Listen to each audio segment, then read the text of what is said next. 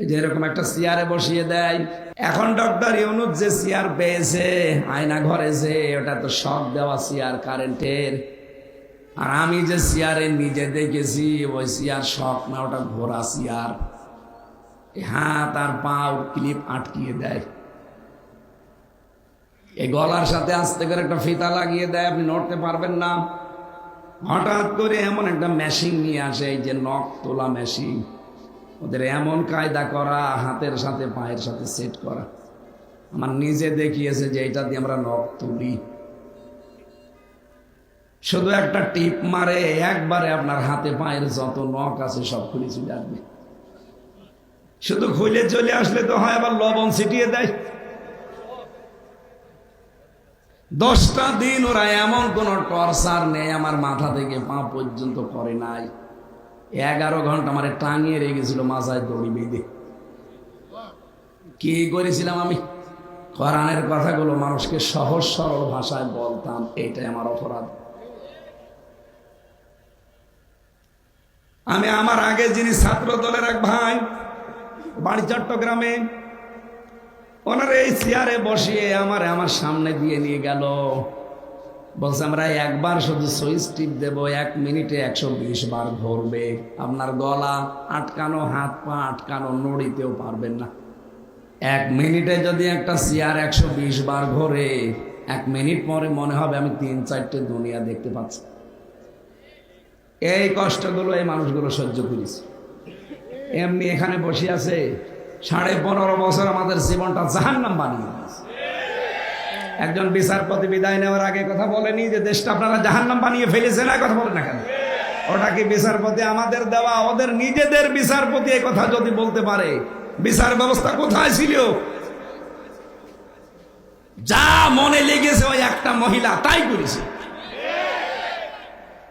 আর এই 1628টা চেয়ারে যারা ছিল এরা সব ওই জালেম আর সব সহযোগী। আলেমদেরকে এত অপমান করেছে, ধর্ষণের মামলা দিয়েছে আলেমদের নামে। আল্লামা সাইদির নামে সর্বশেষ মামলাটা হচ্ছে ধর্ষণের।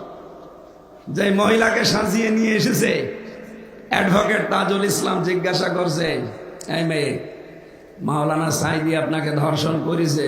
বলছে জি হ্যাঁ। আপনার জন্ম তারিখ কত? 1975। ধর্ষণ করেছে কত সাল? 1971। উনি বলছে মাননীয় আদালতে পয়েন্টটা লিখে, এ মহিলার জন্ম 75-এ, ও ধর্ষিত হয়েছে 71-এ, ওকে রুহের জগতে ধর্ষণ হয়েছে। এই চলছিল বিচার ব্যবস্থায়। শুধু এইটা না, সারা দেশের অবস্থা একই। কিচ্ছু জানে না, ঘরে ঘুমিয়ে আছে। হঠাৎ করে ও চোখ খুলে দেখছে গাজীপুর থানা হাজতে। কি গো, এখানে কি? তুই গাছ কেটেছিস? কখন? স্বপ্নে। বেশি বললাম? প্রত্যেক জায়গায়, সারা বাংলাদেশের সব জায়গায় 1 ইঞ্চি জায়গাও বাকি ছিল। আপনি যে রাতে একটু ঘুমাবেন সে জায়গাও পাননি। ধানের খেতে বাঁশের নিচে মানুষ ঘুমিয়েছে, আমার নিজের সাক্ষী। আর জালেমরা এখন সাফাই গায় যে কি করেছি আমরা, আমাদের পালিয়ে যাওয়া লাগলো। আবার কি করবেন? কিছু যদি না করে থাকেন, অন্তত আয়না ঘরের কারণে আপনার ফাঁসি হওয়া দরকার। এই জন্য জালেমদের প্রথম কাজ হবে ওই দেশে বিশৃঙ্খল পরিবেশ তৈরি করে দুর্নীতির আঁকড়া বানাবে। একটা জায়গা দেখাতে পারবেন যেখানে দুর্নীতি নেই? গত পরশুদিন ভিডিও বার্তা পাঠিয়েছে, বাংলাদেশের সব মানুষ শুধু আমারে গালি দেয়। দোষ কি আমার একা? আমার ছোট বোন রেহেনার দোষ নেই? দোষ তো তারও আছে। সে পাবনার রূপপুরের পারমাণবিক কেন্দ্র থেকে কত কোটি টাকা মেরেছে, এখন সব প্রচার হচ্ছে। বাইরের দেশগুলোতে এত টাকা পাচার হয়েছে এদের। কয়েকদিন আগে মালয়েশিয়া ছিলাম আমি, কোন জায়গায় তো ওরা ওঠেও না। ওরা বানিয়েছে ওখানে সাহেব পাড়া। সাহেব পাড়ায় ওঠে না, ওঠে হোটেলে। যাই হোটেলে উঠে দেখে 2 শয়তান বসে চা খাচ্ছে। কি গো এখানে? হুজুর আমরা আগেই পালিয়েছি। কেন সাহেব পাড়ায় থাকবেন না? ওখানে থেকে মায়ের খাবো, ওই জায়গায় থেকে মায়ের খাবো। বাংলাদেশ থেকে টাকা পাচার করে আপনি কি করলেন? নিজেও এখন ভোগ করতে পারেন না। এদেশের 36 লাখ যুবক এখন বেকার। ওই টাকাগুলো যদি আপনি সত্যি এই দেশে কর্মসংস্থান তৈরি করে দিতেন, এই মানুষগুলো বাইরের দেশে যে রাস্তা ঝাড়ু দেয়, পায়খানা সাফ করে, রুটি বানায়, এরা সম্মানজনক একটা কর্মজীবন বাংলাদেশে তৈরি করতে পারত। এই কথা বলেন না কেন? কয়েকদিন আগে তারেক জিয়ার একটা বক্তব্য শুনছিলাম, উনি এই কথা জানিয়েছে, বাংলাদেশে যদি আমাদেরকে আল্লাহ চেয়ার দেয়, সর্বপ্রথম কর্মসংস্থান আমরা হাত দেব। এই কথাটা তো অনেক দামি কথা, আর আমরা এইটাই চাই। ক্ষমতায় কে আসবে ওটা আমার দেখার দরকার নেই, কিন্তু আমরা চাই এদেশের মানুষ যেন বেকার না থাকে। যে যেখানে আছেন কর্মসংস্থানে দেশে বহু আছে, বাইরের দেশগুলো মুখিয়ে আছে, কারণ এত উর্বর দেশ পৃথিবীর কোনো জায়গায় নেই। অথচ শুধু পাচার করেছে, শুধু পাচার করেছে। যাওয়ার সময় 14টা ব্রিফকেস নিয়ে গেছে, ওগুলো তো সব মাটি ভরা ছিল। এত ঋণ এই দেশের মানুষের মাথার উপর আপনি দিয়ে গেলেন। এখন এই দেশে কেউ জন্ম নিলেই তার মাথার উপরে 1,10,000 টাকা ঋণ, আর বলে আমরা উন্নয়নের রোল মডেল বানিয়েছি। যত বড় বড় মেগা প্রজেক্ট নিয়েছেন, অত বড় বড় মেগা ডাকাতি হয়েছে। পদ্মা সেতু যে খরচ করে বানিয়েছে, 4টা পদ্মা সেতু বানানো যেত। এই জন্যে জালেম ক্ষমতায় বসলে প্রথম কাজ হবে তাদের দুর্নীতির আঁকড়া বানাবে, তাই করেছিল। 2 নম্বরে সম্মানিত মানুষদেরকে অসম্মান করবে। যেহেতু পৃথিবীর সর্বশ্রেষ্ঠ সৃষ্টি আমরা মানুষ, এই মানুষের সম্মান নিয়ে সামনে যেন কেউ সিনিমিনি খেলতে না পারে, এ বিষয়ে সজাগ থাকা লাগবে। যারা আসবেন মানুষকে সম্মান দেওয়া লাগবে। এই কথা বলেন না কেন? আল্লাহ আমাদেরকে সেরকম রাষ্ট্র উপহার পাওয়ার তৌফিক দেন, আমিন। পাশের দাদা বাবুদের ফাঁদে পা দিয়ে দেশটা ধ্বংস করার চেষ্টা ছিল, এখনো পর্যন্ত করে যাচ্ছে। 2732 জন মানুষ মেরে ফেললো, এখনো কোনো অনুশোচনা আছে? কোন অনুশোচনা ভেতরে আছে? এজন্য মানুষ যখন অপরাধ করতে করতে সীমা ছাড়িয়ে যায়, তখন আল্লাহ তার অপরাধ করার কারণে অনুশোচনা বন্ধ করে দেয়। এই যে আগামীকাল যে রাত আসতেছে, লাইলাতুন নিসফে মিন শাবান, এটা একটা গুরুত্বপূর্ণ রাত। এই রাতে আল্লাহ পৃথিবীর সব মানুষকে মাফ করার সিদ্ধান্ত নেয়। শুধু 2 প্রকার মানুষকে আল্লাহ মাফ করে না। 1 নম্বরে যারা শিরিক করে, 2 নম্বরে যারা মানুষ হত্যার সাথে জড়িত। সুতরাং এই 15 বছরে যত মানুষ হত্যা করেছেন, কারণে অকারণে, বিচার বহির্ভূত, আপনাকে আল্লাহ সবে বরাতে সবে কদরও মাফ করবে না। খুনি যারা, যে মানুষগুলো মার্ডার মামলা করে, মার্ডার মামলার আসামি যারা, ওনার নামে এখন মার্ডার মামলা কত? 275টা। একটা মার্ডার মামলা হলেই যদি তার ফাঁসি হয়ে যায়, 275 বার তার ফাঁসি দেওয়া লাগবে। তো এমনি কদিন পর মরে যাবে। মানুষের জীবন নিয়ে সিনিমিনি খেলেছিল, এখন তামাম দুনিয়ার কাছে হাসির পাত্র বানিয়ে দিয়েছে। ম্যাডাম অসুস্থ ছিল না কতদিন, মরে যাবে ভাব, একটু সহানুভূতি দেখানো তো দূরের কথা, বলতো যে এই বয়সে আবার বেঁচে থাকার দরকার কি? আপনি মানুষ, একটা মুরব্বী মানুষ, 3 বারের সে প্রধানমন্ত্রী, তার ছেলেটা এমনি গেছে মরে, আর একটা এসে বাইরের দেশে, একটা মাজলুম মানুষ, মিথ্যা মামলা দিয়ে 6 বছর জেলে রাখলেন তাই, আবার বলে যে আবার বাঁচার ইচ্ছা করে। এই বয়সে আবার বেঁচে থাকার দরকার কি? তো এমনি মরে যাওয়ার কথা। এখন আপনি যা অবস্থায় আছেন, আমরা তো বরদোয়া করি না, এমনিতে চলে আসি। সারা পৃথিবীর মানুষ এখন বলছে এই বয়সে ওর বেঁচে থাকার দরকার কি, আর দেশে আসারই দরকার কি? যেখানে আছে ওখানে থাক। এই জন্য এমন কোনো অপরাধ করে যাওয়া ঠিক না যেন আমার মাপের রাস্তায় বন্ধ হয়ে যায়। আমার কথার অর্থ বোঝেন? সুতরাং এমন কোনো কাজ সামনে যেন কেউ আঞ্জাম না দেন। সূরা নমলের ভেতরে আছে 34 নম্বর আয়াতে, জালেম যদি কোনো সময় চেয়ার পায়, ওর প্রথমেই 2টা কাজ হাতে নেয়।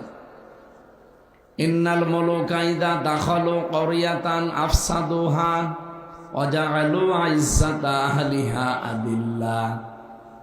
1 নম্বরে জালেম চেয়ারে বসার পরে বিশৃঙ্খল পরিবেশ তৈরি করে দেয়, সব জায়গায় দুর্নীতির আঁকড়া বানায়।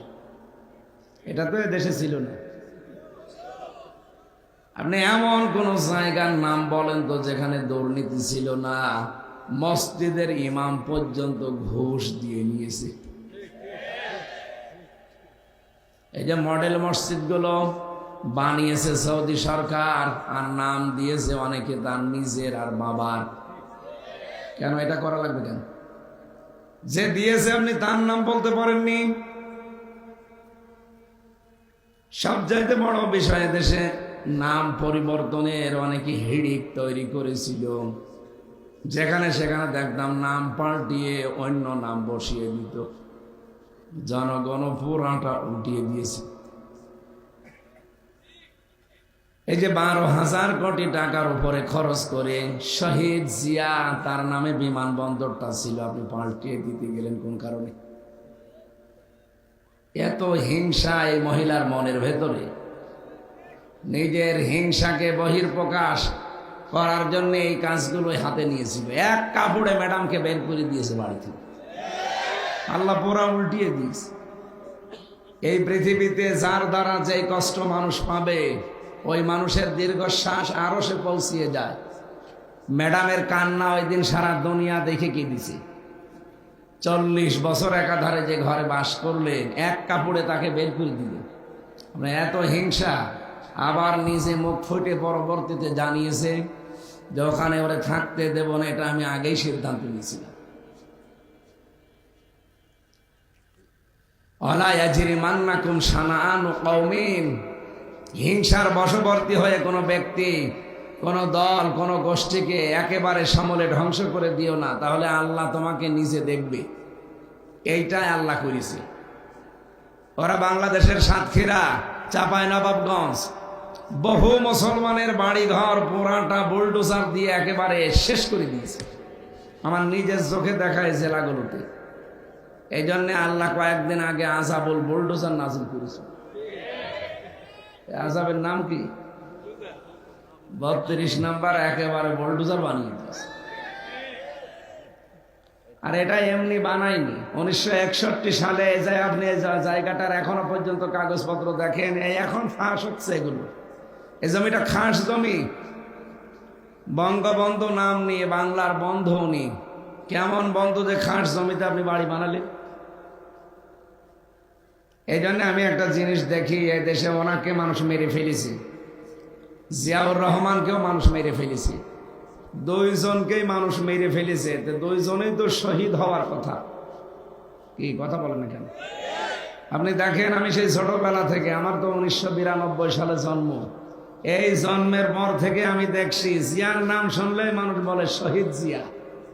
কি বলে? আপনি কোনোদিন এমনি শুনেছেন এমনি জিয়া বলে কেউ? নাম বললেই বলে শহীদ জিয়া। তো বঙ্গবন্ধুর নামে আমি আজ পর্যন্ত শুনিনি কেউ বলেছে যে শহীদ বঙ্গবন্ধু। কারণ এই শব্দটা আল্লাহ যেখানে সেখানে লাগান না। অনেক দামি শব্দ এটা। 2024 সালে নিজের জীবন পর্যন্ত যারা বিলিয়ে দিয়েছে, শহীদ আবু সাইদ, শহীদ মুগ্ধ, এদের নাম শুনলে মানুষ শহীদ বলে এই কারণে, কারণ শহীদ শব্দটা আল্লাহ নিজে বানিয়েছে। যারা শহীদ হয় এদেরকে মরে গেছে কথা বলা যায় নেই, মুখের উপরে আল্লাহ তালা দিয়েছে। ওই এই কথা কখনো বলবি না যে যারা মরে গেছে, শহীদ হয়েছে, ওরা মরে গেছে না। সূরা বাকারা 153 নম্বর আয়াতে আছে, ওয়ালা তাকুলু লিমান ইউকতালু ফি সাবিলিল্লাহি আমওয়াত।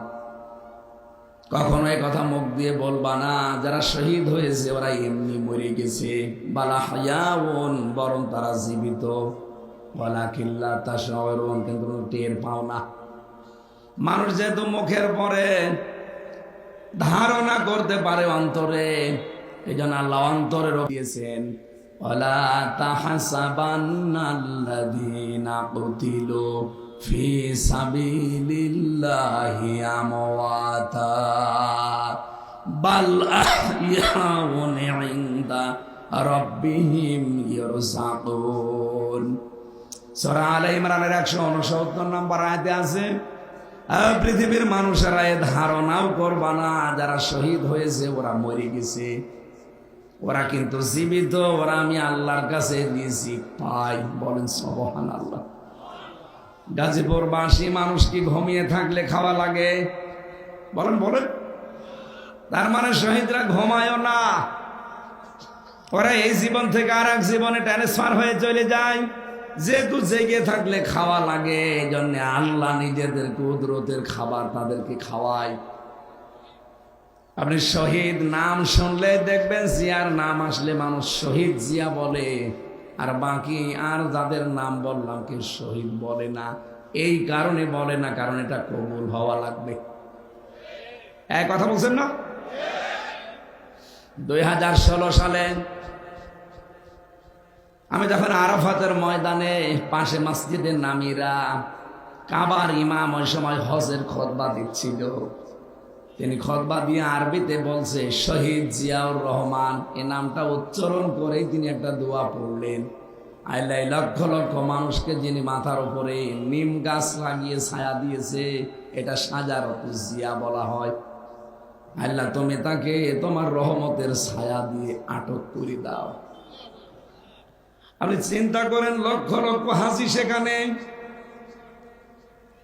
কাবার ইমাম নিজে দোয়া করছে খুতবার ভেতরে। এমনি খুতবার দোয়াগুলো কবুল হয়ে যায়। আমি নিজে ওই ছায়া স্থান নিয়েছি নিম গাছের নিচে। শুধু বাংলার হাজিরা না, পৃথিবীর যত দেশ থেকে হজ করতে যায় মানুষ কিন্তু ওখানে আশ্রয় নেয়। একটা গরম দেশ, মাথার উপরে যখন এই ছায়াটা পড়ে এমনি মন থেকে তার জন্য দোয়া চলে আসে। আমার মনে হয় কোটি কোটি মানুষ কিয়ামত পর্যন্ত আসবে আর শহীদ জিয়ার জন্য মন থেকে দোয়া করবে। এমন জায়গায় দোয়া করছে, জায়গাটা যেমন তেমন না, আরাফাতের ময়দান। যে 10 জায়গায় দোয়া কবুল হয় তার ভেতরে এটা একটা। সুবহানাল্লাহ বলতে পারেন? এটা মাজলুম পরিবার, ছেলেটা মারা গেল, মারা যায়নি, আরাফাতকে মেরে ফেলা হয়েছে। কারণ এমন এমন কাজ করে মানুষ মরে যেতে বাধ্য হয়। এক লোক বউ পিটাত, বউ একদিন ডাক দিয়ে বলছে তুমি যেভাবে পিটাও আমাকে রাখবা না, যে কিলের ওজন দেখে টের পাও না। কোনদিন বলেছে যে আমি আরাফাতকে মেরে ফেলেছি? বলে না, এমন কাজ করেছিল যেন আরাফাত মরে যায়। আল্লামা শহীদ দেলাওয়ার হোসাইন সাইদি, সেও মারা যায়নি, তাকে মেরে ফেলা হয়েছে। এদের নাম পরিবর্তনের হিড়িক, এটা ইহুদি আর খ্রিস্টানদের কালচার। আপনি দেখবেন মোসা নবীর নাম ইহুদেরা পরিবর্তন করে দিয়েছে জোসেফ। আমি বাইরের দেশগুলোতে যখন যাই, ইহুদিদের সাথে কথা বলে দেখেছি, জিজ্ঞাসা করি আপনার নবীর নাম কি? বলে জোসেফ। জোসেফ মানে মোসা আলাইহিস সালাম। আমরা মুসলমানেরা যাকে মোসা বলে চিনি, ওরা নামই পাল্টিয়ে দিয়েছে জোসেফ। খ্রিস্টানদের সাথে মিললে ওদের জিজ্ঞাসা করি আপনাদের নবীর নাম কি? বলে যিশু। যিশু মানে ঈসা আলাইহিস সালাম। ওরা ইব্রাহিম নবীর নাম পাল্টিয়ে দিয়েছে আব্রাহাম। এই বাংলাদেশে নাম পরিবর্তনের হিড়িক তৈরি করে শহীদ আব্দুল কাদের মোল্লা, এই লোকটাকেও পর্যন্ত কসাই কাদের বানিয়ে ফাঁসি দিয়েছে। আল্লামা দেলাওয়ার হোসাইন সাইদি, তার নামই দেলাওয়ার হোসাইন সাইদি, অথচ নাম পাল্টিয়ে দিয়েছে দেল্লু শিকদার। এই যে জালেমরা ক্ষমতায় বসলে প্রথম কাজ তাদের এইটা, বিশৃঙ্খল পরিবেশ তৈরি করে দেয়। 2 নম্বরে ওই দেশের যারা সম্মানিত মানুষ তাদেরকে অপমান করে। এদেশে আলেমরা সবার কাছে সম্মানিত ছিল, কিন্তু এ জালেম সবচাইতে বেশি অসম্মান দিয়েছে আলেমদের। প্রশ্ন আসতে পারে, কয় অনেক আলেম তো তার কাছে ছিল, ওগুলো আলেম না, ওগুলো জালেম। জালেম না হলে কেন্দ্রীয় মসজিদের ইমাম পর্যন্ত পালিয়ে যায়? বলেন, পৃথিবীর ইতিহাসে আমি আজ পর্যন্ত শুনিনি কোন মসজিদের ইমাম দুর্নীতির দায়ে পালিয়ে গেছে। এত নিচে নেমেছিল ওদের চরিত্র, শেষ পর্যন্ত মসজিদের ইমামও থাকে না, সেও পালিয়েছে। পরবর্তীতে এসেছিল ইমামতি নেওয়ার জন্য জোর করে, এদেশের জনগণ জোতা পিটা করছে। লজ্জা তো নেই। সকালবেলা আবার স্ট্যাটাস দিয়েছেন জনগণ জোতা মেরেছে কিন্তু আমার গায়ে লাগেনি। শয়তান, মানে কি বলবো আর মানুষকে।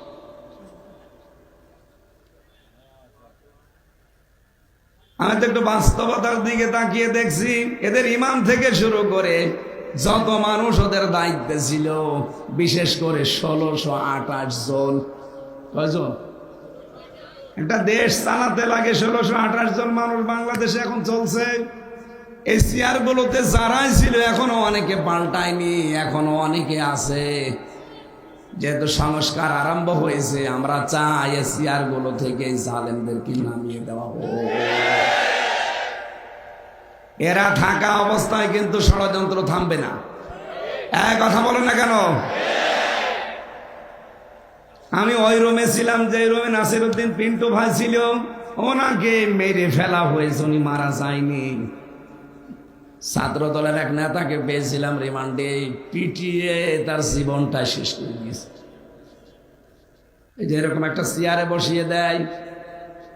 এখন ডক্টর ইউনূস যে চেয়ার পেয়েছে আয়না ঘরে, যে ওটা তো শক দেওয়া চেয়ার কারেন্টের। আর আমি যে চেয়ারে নিজে দেখেছি ওই চেয়ার শক না, ওটা ঘোড়া চেয়ার। হাত আর পাও ক্লিপ আটকিয়ে দেয়, এই গলার সাথে আস্তে করে একটা ফিতা লাগিয়ে দেয়, আপনি নড়তে পারবেন না। হঠাৎ করে এমন একটা মেশিন নিয়ে আসে, এই যে নখ তোলা মেশিন, ওদের এমন কায়দা করা, হাতের সাথে পায়ের সাথে সেট করা। আমার নিজে দেখিয়েছে যে এটা দিয়ে আমরা নখ তুলি। শুধু একটা টিপ মারে, একবারে আপনার হাতে পায়ের যত নখ আছে সব খুলে চলে আসবে। শুধু খুলে চলে আসলে তো হয়, আবার লবণ ছিটিয়ে দেয়। 10টা দিন ওরা এমন কোন টর্চার নেই আমার মাথা থেকে পা পর্যন্ত করে নাই। 11 ঘন্টা আমার টাঙিয়ে রেখেছিল মাথায় দড়ি বেঁধে। কি করেছিলাম আমি? কোরআনের কথাগুলো মানুষকে সহজ সরল ভাষায় বলতাম, এইটাই আমার অপরাধ। আমি আমার আগে যিনি ছাত্র দলের এক ভাই, বাড়ি চট্টগ্রামে, ওনার এই চেয়ারে বসিয়ে আমার সামনে দিয়ে নিয়ে গেল। বলছে আমরা একবার শুধু সুইচ টিপ দেবো, 1 মিনিটে 120 বার ঘুরবে। আপনার গলা আটকানো, হাত পা আটকানো, নড়িতেও পারবেন না। 1 মিনিটে যদি একটা চেয়ার 120 বার ঘোরে, 1 মিনিট পরে মনে হবে আমি 3-4টে দুনিয়া দেখতে পাচ্ছি। এই কষ্টগুলো এই মানুষগুলো সহ্য করেছে। এমনি এখানে বসে আছে,